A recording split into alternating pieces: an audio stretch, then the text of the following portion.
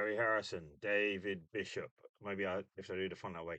Build the galactic hero and the planet of tasteless pleasure. Harry Harrison and David Bishop, welcome to tonight's episode of A Book at Deb Time. That's me doing the sort of big text scroll. Build a perfect spaceship trooper, big, brawny, and brainwashed. Build a perfect hero, ready to go anywhere, do anything to save his own neck, which is probably the only part of his body that is still his own. Bill, back in the army hospital after yet another transplant and looking forward to a spot of R&R, which every trooper translates as rotting and rot gut, and some respite from his troublesome adventures. Bill doesn't have a hope. The nurses are still robots, steel robots, and he seems to have acquired a goat's foot, not for luck. At least, not the good kind, and a goat's foot seems to have acquired a goat lady of the exceedingly demanding kind. She knows all about tasteless pleasure, and she aims to teach Bill everything he never wanted to know. This is part of a series, the others, some of which I will do because I have them, and these are the rules. On the planet of robot slaves, on the planet of bottled brains. Bill was written, this book was written in 1991. I've not read any of the other series so far. And if I hadn't already got those books, if this is anything to go by, um, I really wouldn't bother. In essence, um, Bill should be a Blackadder type character. He should or some Fleischman, I believe, or the roguish guy who we follow around with charm and guile or sheer obstinacy through a bunch of bizarre situations. But yet, with that charm or some persistence of character, we follow him. He's not got any of that. He's got what he's got is a writer who, and I don't believe it was Harry Harrison. I made a point of looking it up afterwards. You have David Bischoff, who seems to have just decided to I didn't realize that fanfic existed in 1991 as published work that people got paid for. This is so up its own genre in tropedope. It really fulfilled something. While reading it, I felt I was reading something written by my 12-year-old niece. 12-year-old niece who, by her choice, I have to refer to as Sleepy Owl 123, I will eat you. And I have to refer to her as Sleepy Owl 123, I will eat you, because if I was to abbreviate her name and not give it its full authenticity, I would be racist. So anyway, Sleepsy, it's worst things to have from an uncle. I introduced her to the concept that in India, um, James Bond is known as Mr. Kiss Kiss Bang Bang. She found this very funny because she made a joke about me in a bikini once, which was very funny. We were talking about a James Bond ending, and I went, yeah, because I was like that. And she went, alluding to James Bond, she went, yeah, in a bikini, waiting for a man to sort your life out. So she writes the adventures of Kissy Kissy Slap Slap, that's also known as Unky Rob Rob, which basically involved me getting to about second base with a woman uh, before some erstats man walks in, batters the shit out of me, and kicks me out of the room, which I then have to escape down the street in a variety of outfits. Could be a French maid, could be a bikini, could be a saucy nurse. But that is basically my life. An excerpt from the adventures of Unky Rob Rob is so. Unky Rob Rob has got himself a taxi, and in the back of the taxi there's a supermodel, and they're kissing and that. And then suddenly, though, the guy who's driving the taxi realizes because he's looked at the rear view mirror and he says, "Oi, doing that to my wife." So he stops the car, at which point, because Unky Rob Rob isn't wearing a seatbelt, he gets thrown out of the front. It rips his trousers off, and the only thing he can find is a kilt. And then he runs off in the kilt and finds himself a Scottish lady who then goes, "Ooh, you've got nice shins." But as he's about to show his shins off to her, a big tree man comes along and goes, "Get away from my lady," rips his kilt off and kicks him out of a window. Oh no. And then what happens is Unky Rob lands in an airport. You can do the rest of this Wile E. Coyote yourself. You don't really need to like and subscribe for that. This is far worse than that because ultimately he's just stacked. On one hand, this was very quick to read, and because it's just too incomprehensible, you don't bother. On the other hand, it's just so. Actually, FanCon 57. Do you remember being a FanCon 57 in Sheffield? Right. Typical thing is just I'm just taking these ones relatively at random.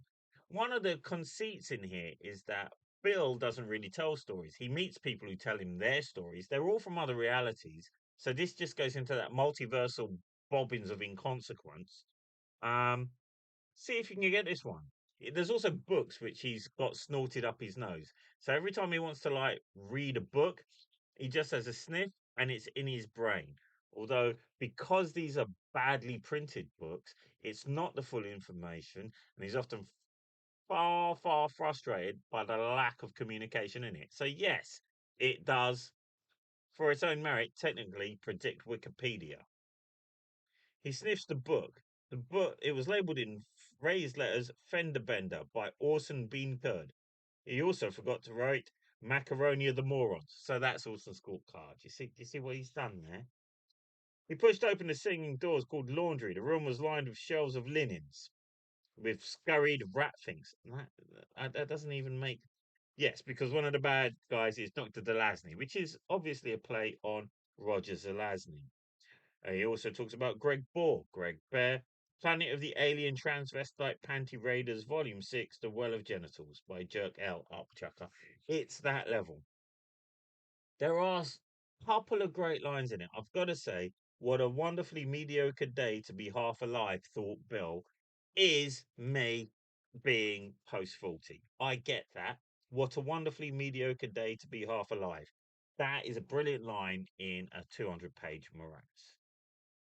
There are some odd moments, like for example, the selling points of it is Billy's question on why is he an alcoholic when there are so many other drugs in the universe. To which Bill simply says he can feel alcohol killing him. That is a dark moment, which is again done in such a throwaway line. I think you had the moment to have characterization there, and you threw it out. Oh, there's also a planet called Clitoria. Okay, so you're getting the levels here. Here we are. Bill had never seen a bigger dragon in his entire life. Oh, this is incidentally when he's in a Final Fantasy fighting fantasy high fan, or whichever fantasy. Had been a bigger dragon in his entire life. That was a true and logical observation, since, of course, Bill had never seen a dragon before. Ah, like Brickstone, 1991. We've already heard it. Yeah, but it's a homage. Well, for the love of Beelzebub. See, a planet called Clitora. Oh, right. Clitora managed to was, see, not even a massive planet.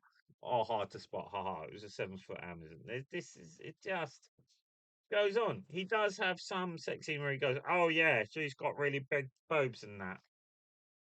One of the few points that I did want to point out is that he goes to a world, hell, where bad authors are, those who would be cancelled today, and he's able to listen in on an argument, which is really quite poignant between Howard Phillips Lovecraft and Ron E. Howard.